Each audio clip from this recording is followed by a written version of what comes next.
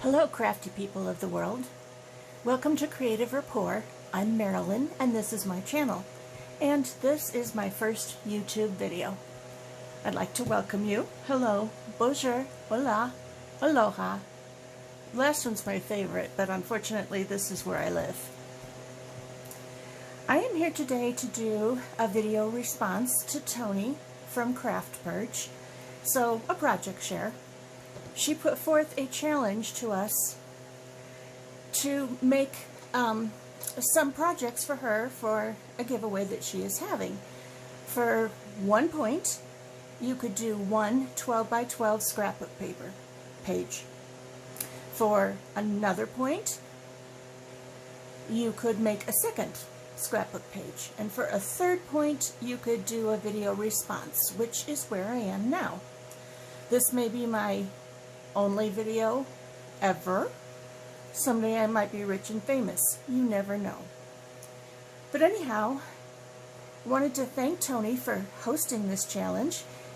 You have a little bit of time left if you want to enter. Toni is CraftPurge, both on YouTube and Instagram, and you can see on YouTube the video where she gives the outlines that you need to do in order to enter the challenge. Things have to be in her hand by the end of March 2020. So you don't have much time, but if you had extra time because perhaps you're staying home or self-quarantine or whatever, you might want to give it a chance. But without further ado, I would like to show you what I made for Toni's challenge.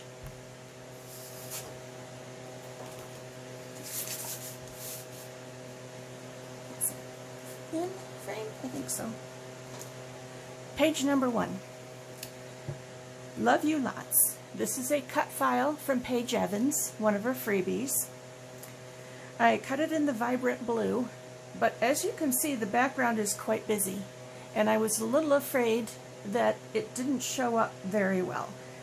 So after I cut the cut file, I went back and cut just the letters, and then they're cut out of vellum and stuck into the inside of the outlines. Anyway, in order to mute out the background a little bit, I thought it'd make it easier to see. And while I know you won't be able to see it on the video, there is some Spectrum Noir glitter pen on the vellum parts. The hearts should have also had a cutout. They would have had a narrow border just like any of these letters. But I took that part out in order to make 3 photo mats. The paper in the background here, the majority of it is from Paper Studio. It's called Chloe Lane. It's spelled with a K. It is long since retired, but it is my favorite paper pad ever. So I dole out the pages in moderation-ish. Over here is just some matching paper. And because I am no good at that ripping the paper thing, I covered where the edges meet with some washi tape. On each letter you will see 3 blings, because you can't have enough bling. They're from AliExpress. The hearts on every letter, they're kind of a silver holographic, and I cannot remember if they're Michael's or Hobby Lobby, but they were Valentine's. And then on top of each heart is a puffy butterfly sticker. And obviously we got some bling on the side, a couple stickers. I kind of felt like the cut file took up so much of the page that if I put a whole lot more, especially with the busy background, you're not going to see anything. So that's page 1. And here we have page 2. Can you see it? Probably mostly. I'm sorry for the wiggling. Like I said, this is my first video. I'm trying not to touch the table much. Okay, page 2. This is also a cut file from Paige Evans, a freebie. It's the flowers and these little connecting parts that kind of make a wreath. I cut it out of white glitter paper pieced each of the inserts in the petals. Use some bling from AliExpress. It's that kind of mermaid looking stuff. I made you 2 photo mats. And what I wanted to point out about this one is that the underneath side of the flowers all the way around are not glued down. So you can tuck in a picture, tuck in a journal card, tuck in whatever else you might have that you want to save. There's a little bit of bling here and there because I like bling. At the top and the bottom I did some yellow Nouveau drops, and as I did warn you, Toni, they ran together. Oh well, I'll get better over time, I'm sure. So those are the two we went. Oh, this paper's also from Chloe Lane, I should say. And I'm not sure how much you're going to see each. Okay, they go together and they don't have to go together.